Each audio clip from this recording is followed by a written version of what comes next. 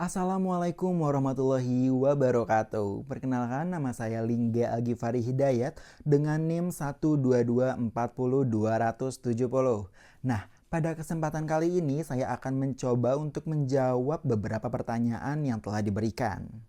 Mari kita bahas satu persatu. Pertanyaan yang pertama, sebutkan dan juga jelaskan kompetensi yang harus dimiliki oleh seorang dai agar bisa tercapai profesionalisme dai dalam berdakwah. Menarik ya. Baik, untuk menjadi seorang dai yang profesional, ada beberapa kompetensi utama yang saya rasa harus dimiliki. Saya telah bagi menjadi 4 poin. Yang pertama, adanya kompetensi ilmu dan juga spiritual.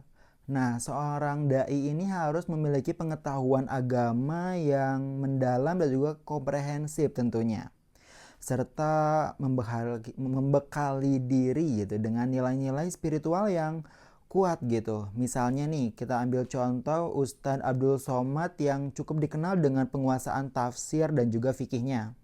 Atau Ustadz Hanan Ataki yang cukup piawai dalam membahas isu kekinian melalui pendekatan Al-Qur'annya.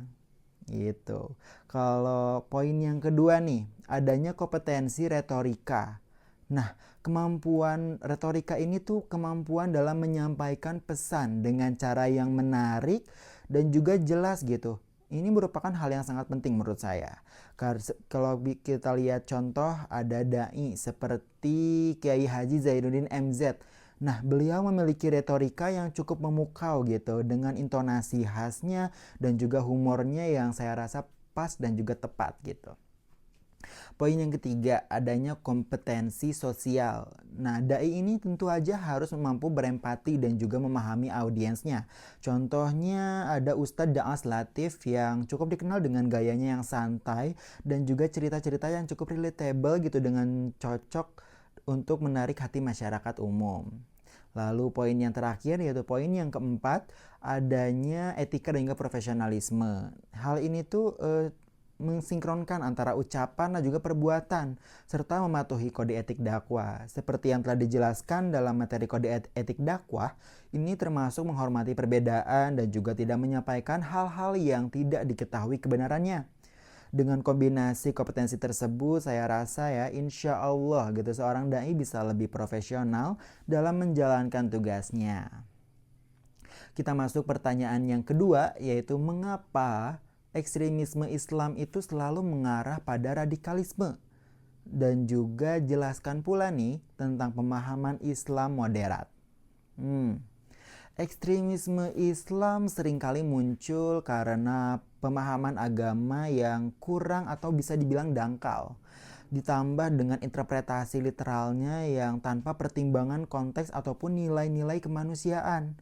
Nah, pemikiran yang sempit ini tuh bisa memicu tindakan yang radikal gitu, seperti kekerasan dengan atas nama agama. Sebaliknya nih, Islam moderat ini tuh selalu menekankan keseimbangan, toleransi, dan juga kemanusiaan. Prinsip ini bisa kita temukan dalam dakwah Ustadz Hanan Ataki dan juga Kiai Haji Zainuddin MZ yang selalu menekankan penyampaian pesan yang bahasa yang ringan tanpa menyakiti pihak manapun. Nah, Islam moderat ini selalu mengajak kita untuk menghindari yang namanya ekstremisme, merangkul keberagaman, dan juga menjunjung nilai-nilai rahmatan lil alamin gitu. Masuk soal yang ketiga, yaitu jelaskan pandangan yang tepat tentang isu tarif jasa dakwah. Menarik ya. Nah, jadi tarif jasa dakwah ini cukup sering menjadi isu yang sensitif gitu ya. Karena pada prinsipnya dakwah adalah ibadah, bukan? Sehingga seharusnya tidak dikomersialkan gitu. Namun, dalam praktiknya sendiri ini memberikan apresiasi kepada dai yang telah mengorbankan waktu, tenaga, dan juga pikiran merupakan hal yang wajar gitu, selama hal itu tidak berlebihan. Dalam kode etik mubalik yang pernah saya pelajari, pernah disebutkan juga gitu bahwa seorang dai ini harus menghindari yang namanya meminta imbalan di luar batas kewajaran. Kita bisa mencontoh Kiai Haji Zainuddin MZ yang meskipun beliau sangatlah populer gitu, tetap menjaga profesionalisme dan juga komitmen untuk tidak menjadikan dakwah ini tuh sebagai ladang mencari kekayaan pribadi. Kita masuk pertanyaan yang keempat, yaitu bagaimana etika humor dalam berdakwah. Nah, humor dalam dakwah ini bisa menjadi alat yang cukup efektif ya untuk mendekatkan diri seorang dai kepada audiensnya gitu. Namun, pada beberapa etika yang harus diperhatikan gitu. Yang pertama nih, tidak menggeser tujuan dakwah gitu. Nah, jadi perlu diingat gitu, humor tuh hanyalah selingan gitu, tidak boleh mendominasi hingga pesan dakwah utamanya ini terabaikan gitu. Lalu poin yang kedua, adanya waktu dan tempat yang tepat. Nah, perlu diingat nih, hindarilah penggunaan humor saat penyampaian materi yang membutuhkan penghayatan atau keseriusan gitu dalam berdakwahnya, misalnya kayak pembacaan doa, ayat suci atau dan lain sebagainya. Lalu yang ketiga, yang terakhir, konten humor yang etis. Nah, perlu diingat nih, humor itu tidak boleh mengandung unsur yang namanya penghinaan terhadap sara, kebohongan, ataupun pornografi. Contoh yang baik adalah Kiai Haji Zainuddin MZ yang cukup sering menyisipkan humor ringan, namun tetap bisa menjaga kesakralan dakwah atau kenyamanan dalam berdakwah.